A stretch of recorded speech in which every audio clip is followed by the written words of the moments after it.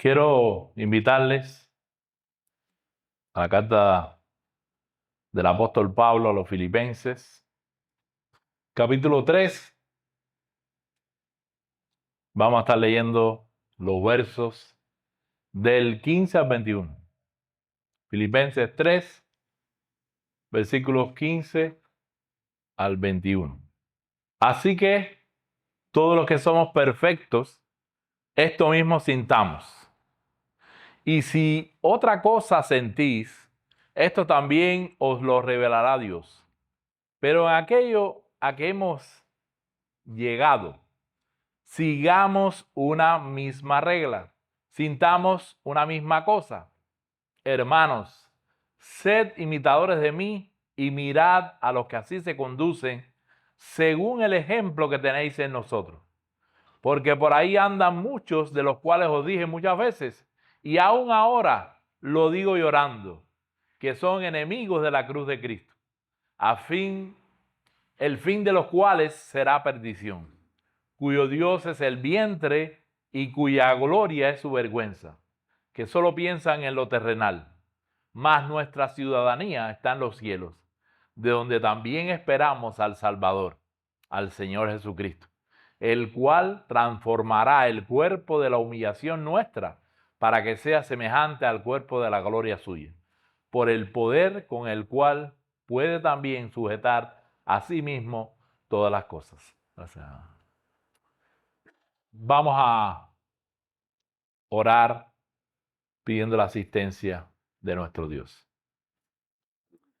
Padre, gracias porque hoy nuevamente tú permites que nos expongamos a tu palabra, a tus enseñanzas. Sobre todas las cosas queremos que tu Espíritu nos ayude a aplicarla a nuestras vidas. Como decía el mismo Pablo, para estas cosas, ¿quién es suficiente? Pero tú nos has dado el poder que antes no teníamos cuando vivíamos en nuestros delitos y pecados. Tú ahora, Señor, nos has dado la fuerza. Y como dice la Escritura, todo lo podemos porque es Cristo quien nos da esas fuerzas. Queremos que tú nos asistas y seas tú el único que recibas toda la gloria, toda la honra y todo el honor. Perdona, Señor, todas nuestras faltas y también nuestros pecados. Oramos en el nombre de Jesús. Amén. La vez anterior vimos que Pablo comparte con los filipenses que el confiar únicamente en la justicia de Dios para salvación no le ha llevado a rendirse pensando que ya llegó. No que lo haya alcanzado ya, ni que ya sea perfecto. El saber que su problema con la justicia de Dios estaba resuelto, que ya no era un prófugo de la justicia celestial, no le hizo entregarse a una vida de complacencia. Bueno, ya estoy allá sentado con Dios. Sino que él reconoció que le faltaba mucho todavía y expresó con un lenguaje que implica intensidad: el esfuerzo continúa hasta llegar a la meta. ¿Y cuál es la meta? El reino de los cielos. Y habiendo dicho todo esto acerca de sí mismo, ahora Pablo quiere aplicar lo que ha dicho en el contexto de la iglesia. a los filipenses. Saber acerca de Pablo, de su testimonio personal, de su pasión por el conocimiento de Cristo y también la intensidad con que él corre la vida cristiana, no era un fin en sí mismo. El caso particular que tenemos delante de nosotros es un ejemplo vivo, digno de imitar. El ejemplo de Pablo y de otros que como él, personas que tenían una clara perspectiva espiritual y celestial de la vida cristiana. Lo que Pablo hace en los versículos 15 al 21 es aplicar lo que ha dicho en los versículos 4 al 11 con respecto a sí mismo. Si notamos la gramática que hay en el versículo 15, ya no se habla, él ya no está hablando de sí mismo. Ahora incluye a todos los hermanos que él está escribiendo esa carta. Tiene algo que decir a todos los hermanos, como lo expresa el versículo 17. Según este pasaje, todo creyente tiene la responsabilidad o está en la responsabilidad o es su responsabilidad poseer y manifestar la misma visión de la vida cristiana que tenía el apóstol Pablo. No es algo opcional. Pablo ha dicho, así es que yo veo las cosas. De este modo es que siento y pienso que debe andar un cristiano. Y entonces nos expresa tres cosas que los creyentes deben hacer para poseer y manifestar la misma visión que tenía el apóstol Pablo. Una de estas cosas mira hacia adentro, o sea, dentro de nosotros mismos. Las otras miran hacia afuera, hacia los demás. Entonces, lo que queremos es que veamos esa visión de Pablo, y es una visión que debemos cultivar primeramente nosotros mismos. Esa misma visión también tenemos que observar en otros con fines de imitarles, y la visión también que es hacia afuera es que debemos observar en otros para darnos cuenta del peligro que representa. Así que todos los que somos perfectos, esto mismo sintamos. Y si otra cosa sentí, esto también os lo revelará Dios. Pero en aquello a que hemos llegado, sigamos una misma regla, sintamos una misma cosa. Y lo primero que llama nuestra atención es el uso de la palabra perfecto.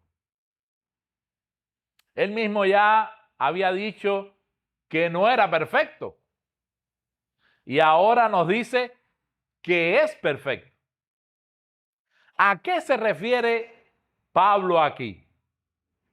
Pues lo primero que hay que decir es que obviamente Pablo no utiliza el término de manera equivalente en las dos ocasiones. Era obvio en el versículo 12 que Pablo estaba hablando de aquel estado del creyente después de la glorificación. Solo en ese momento el creyente podrá decir que ha llegado a la perfección propiamente dicho. Será ese el momento cuando se cumpla lo que él dice en el versículo 21. Aquí, en el versículo 15, Pablo usa la palabra con otra connotación. La palabra procede de la misma raíz griega, y esta palabra en el idioma original describe un sentido de algo que está completo, algo que está lleno. al colmo.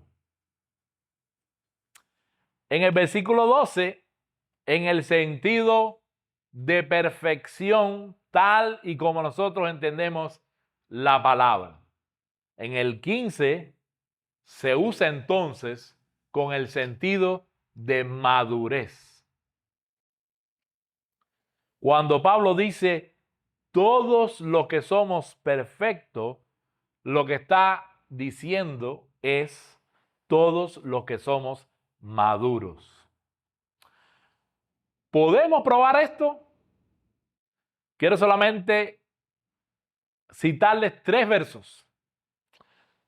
En la primera carta a los Corintios, capítulo 2, verso 6, dice, sin embargo, hablamos sabiduría entre los que han alcanzado madurez y sabiduría, no de este siglo, ni de los príncipes de este siglo que perecen. También esa primera carta, pero ahora el capítulo 14, verso 20, dice, hermanos, no seáis niños en el modo de pensar, sino sed niños en la malicia, pero maduros en el modo de pensar. Y en la carta a los Hebreos, capítulo 5, el último versículo de ese capítulo y el primero del 6, dice, pero el alimento sólido es para los que han alcanzado madurez, para los que por el uso tienen los sentidos ejercitados en el discernimiento del bien y del mal.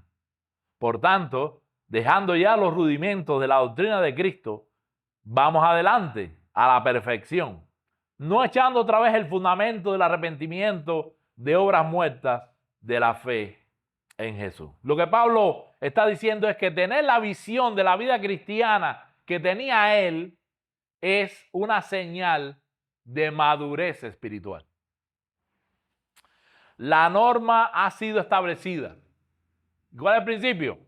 Estamos muy lejos de ser perfectos, pero en Cristo debemos esforzarnos por alcanzar esa perfección. Ha sido enunciado y también ejemplificado. Que nuestras vidas sean regidas por la consistente aplicación de este principio. Y jamás lo abandonemos. Un deseo por Cristo debe ser la marca distintiva, pero también la marca unificadora de aquellos que han comenzado a crecer espiritualmente. Un autor, hablando de esta carta, dice lo siguiente. Sí, Pablo reconoce que en otras áreas todavía no vemos las cosas de la misma manera, pero nos asegura, si el Señor nos ha traído a una misma mente con respecto a Jesucristo, progresivamente hará que tengamos una misma mente con respecto a cosas secundarias también. Versículo 17. Ya nos miramos por dentro, ahora vamos a empezar a mirar hacia afuera. Hermanos, sed imitadores de mí y mirad a los que así se conducen según el ejemplo que tenéis en nosotros. En el versículo 18, Pablo nos va a decir que debemos mantener los ojos bien abiertos en contra de los falsos maestros, los enemigos de la verdad. Pero el mejor antídoto contra tales enemigos es tener siempre los mejores ejemplos delante. Las personas que debemos observar, las personas que debemos imitar, deben ser aquellos que aman a Dios, aquellos que aman a su Hijo Jesucristo.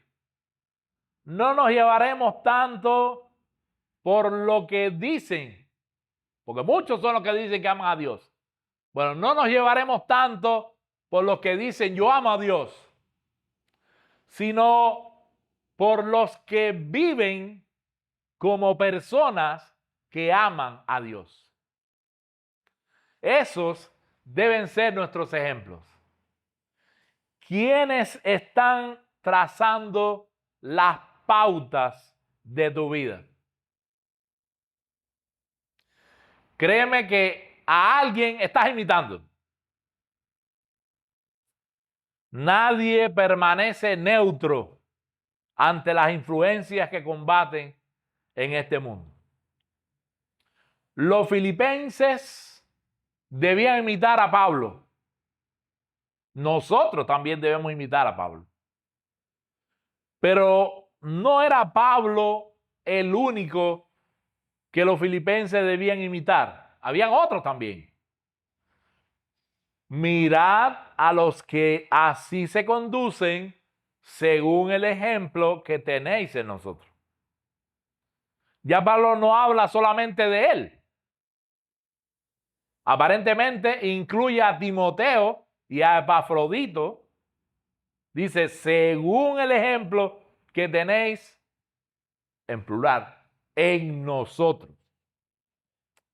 Ya en el capítulo 2 vimos el gran ejemplo y beneficio que dieron estos hombres durante su generación y que dejaron para otras generaciones, porque hasta aquí llegó la carta, o sea, para nosotros también.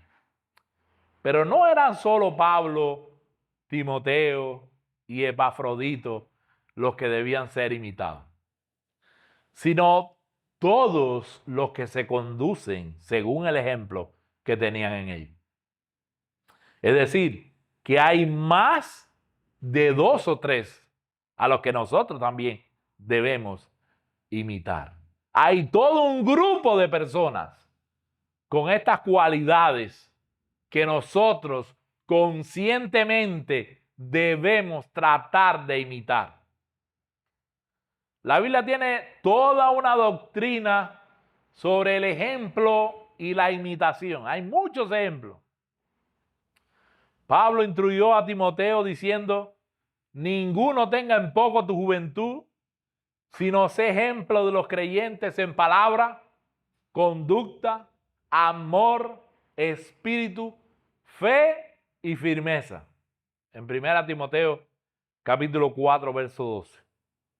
Y este texto hace un llamado a que también nuestra visión debe permitirnos observar no solo los buenos ejemplos para imitar, sino los malos ejemplos para rechazar, para no imitar, para no incluirlos en nuestra conducta. Podemos ver que hace una referencia a la cantidad, el triste peligro que representa y las características o descripciones de quienes componen este otro grupo que nosotros también tenemos que mirar. Porque por allí andan muchos, de los cuales os dije muchas veces, y aún ahora lo digo llorando. La cantidad representa un peligro. Muchos. La repetición o reiteración evidencia el peligro. Muchos, muchas veces, aún ahora. Pablo solía repetir y repetir las cosas que tenían importancia. ¿No se acuerdan cuando dice, porque para mí no me es molesto el escribir las mismas cosas? Entonces, Pablo repetía lo que para él era importante. Envidias, homicidios, borracheras, orgías y cosas semejantes a estas, acerca de las cuales os amonesto, como ya os lo he dicho antes, que los que practican tales cosas no heredarán el reino de Dios. Gálatas 5:21. Y también las lágrimas manifiestan el peligro. Por tanto, velad, acordándoos que por 3 años, de noche y de día, no he cesado de amonestar con lágrimas a cada uno. ¿Cuál es la descripción de estos personajes siniestros que se mencionan en nuestro pasaje? Lo primero que se nos dice es que son enemigos de la cruz de Cristo. Y muchas veces se identifica a estas personas como falsos maestros. Bueno, de todas las cosas que se dicen de esta persona, esta es la única posible referencia a su doctrina. Pero posiblemente sea otra la interpretación. Para Pablo, la cruz era el medio que Dios había provisto al pecador para la redención. Es mirando a Cristo en la cruz y creyendo en Él que Dios salva a los pecadores. Esa locura de la predicación por la que nosotros nos salvamos es algo inconcebible para todo esquema de pensamiento humano que busca la solución de su problema en otras cosas. Entonces la cruz es la contradicción de Dios a la sabiduría y el poder del hombre. Por tanto, por eso cuando, haciendo un paréntesis, por eso cuando les predicamos a las personas que es por gracia y no tienen que hacer nada, y entonces, pero ya es nada más ya creer y no conciben eso. Quieren hacer de todas maneras.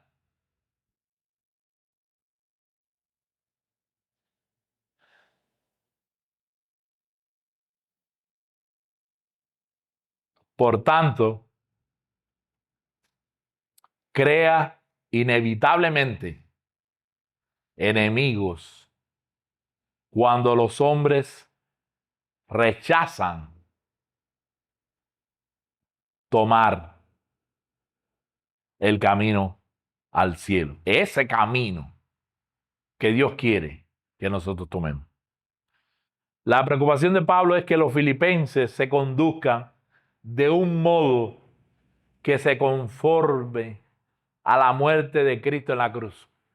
Se acabó todo. Ellos fueron exhortados a identificar a los que viven de acuerdo a ese ejemplo de vida. ¿Qué llevó a Cristo a ese lugar, a esa situación? Tu pecado, mi pecado. Los que viven de manera contraria a ese ejemplo son enemigos de la cruz. Puede que no todos los creyentes corran a la misma velocidad y sabemos que no es así.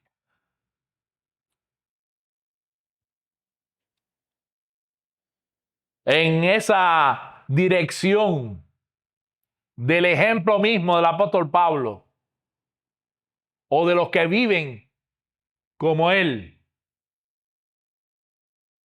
pero andan en esa dirección. Están corriendo. Están todavía en la carrera. El problema de estos otros es que van en dirección contraria.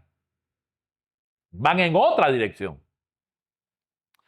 Y los que así andan, dice la Escritura, que son enemigos de la cruz. Lo otro que dice, o sea, describiendo a estos personajes, es que su fin será perdición. Este es el destino que les aguarda. Pues Dios ha ordenado que su fin será conforme a sus obras, como dice 2 Corintios, capítulo 11. Este es el fin que les espera. Es el fruto de sus vidas inicuas. Esta es la paga por el pecado, como dice Romanos capítulo 6, verso 23. La perdición, sin embargo, no es en modo alguno aniquilación. No quiere decir que dejarán de existir. Antes, al contrario, significa que sufrirán el castigo eterno. Eso es lo que nos dice Mateo capítulo 25, verso 46. Pues esta perdición es una perdición eterna. La perdición comienza en esta vida y alcanza su clímax después de la muerte. También dice que el Dios de esta gente es su vientre. En vez de procurar tener apetitos carnales en sujeción, viven una vida desenfrenada. Estas personas se entregan al libertinaje, a la glotonería, etc. Su gloria es su vergüenza. Se enorgullecen de aquello de lo que debían estar avergonzados y rechazar de plano. No solo llevan a cabo sus impíos propósitos, sino que se jactan de ello, como si fuera una cosa que otros tuvieran que celebrar o alabar. Eran personas que solo piensan en lo terrenal. En un pasaje paralelo, el apóstol nos muestra cuáles eran, entre otras cosas, las cosas terrenales en las que estas personas ponían su corazón. Inmoralidad, impureza, pasiones desordenadas, malos deseos, avaricia, ira, enojo, malicia, blasfemia, palabras deshonestas. En Colosenses capítulo 3, versículos 2, 5, 8. Y termina Pablo la descripción que esta gente solo piensa en lo terrenal. Como carnales que son, conforme a la carne, de las cosas de la carne se ocupan. Esa es su naturaleza. Y siendo la intención de la carne, ¿qué? Enemistad contra Dios. Como dice Romanos capítulo 8, verso 7. Dice el versículo 18, 19, porque por ahí andan muchos, de los cuales os dije muchas veces, y aún ahora lo digo llorando, que son enemigos de la cruz de Cristo. Como dice el propio Pablo, si no tenemos esperanza, si no creemos que Jesús resucitó y de la misma manera nosotros también vamos a resucitar, entonces vana es nuestra fe. No nos sirve de nada que pasemos nuestra vida o gran parte de nuestra vida en una iglesia, porque eso no nos valdrá absolutamente nada. El apóstol termina poniendo un contraste entre nuestro cuerpo ahora y lo que éste vendrá a ser cuando Cristo vuelva. Versículos 20 y 21. mas nuestra ciudadanía está en los cielos, de donde también esperamos al Salvador, al Señor Jesucristo, el cual transformará el cuerpo de la humillación nuestra para que sea semejante al cuerpo de la gloria suya, por el poder con el cual puede también sujetar a sí mismo todas las cosas. Pablo implica que tal conducta es totalmente indigna de ciudadanos del reino de los cielos. Cuando continúa diciendo, porque nuestra patria está en el cielo. Ahora bien, consideran los filipenses, que son a los primeros que se le escribió esta carta, como su patria, a Roma, en cuyos registros tribales están inscritos, cuya forma de vestir imitan, cuya lengua hablan, por cuyas leyes son gobernados, de cuya protección gozan y cuyo emperador es César, y lo adoran como a un salvador. En un sentido mucho más sublime y real, los cristianos de Filipo deben reconocer plenamente que su patria o su comunidad tiene su establecimiento permanente en los cielos. Fueron los cielos quienes le dieron la vida. Somos nacidos de lo alto. Sus nombres están inscritos en el registro celestial, el libro de la vida. Sus vidas ahora son gobernadas desde arriba en conformidad a las leyes celestiales. Sus derechos están garantizados en los cielos. Sus intereses son acrecentados allí. A los cielos se elevan sus pensamientos y sus oraciones, y a los cielos suben sus esperanzas. Muchos de sus amigos, miembros de la misma comunión, están ya allí gozando junto al Padre. Y ellos mismos, ciudadanos del reino celestial, que todavía pisan la tierra, pronto se reunirán con ellos. Sí, en los cielos tu herencia te aguarda. Sus mansiones celestiales están siendo preparadas para todos sus hijos, para que tú también puedas estar allí. Ahora bien, ¿deseas tú eso? ¿Deseas estar allí para siempre con nuestro Salvador? Dios permita que ese sea el anhelo de muchos de los que están hoy aquí. Dios nos bendiga. Vamos a orar. Padre,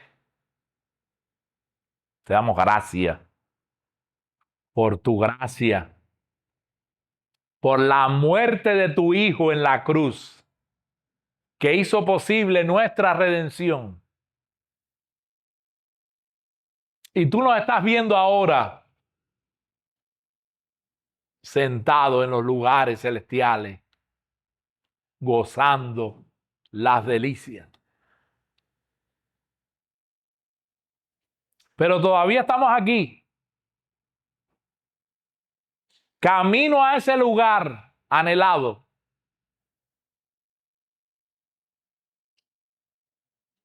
Entonces, Señor, que nunca apartemos la mirada del galardón. Como el pueblo del antiguo pacto que por la fe se mantuvo viendo al invisible, que nosotros también podamos tener puesta siempre nuestra mirada en Jesús, que es el autor y consumador de nuestra fe. Padre, anhelamos estar en nuestra patria celestial. Aquí solamente hay sufrimiento,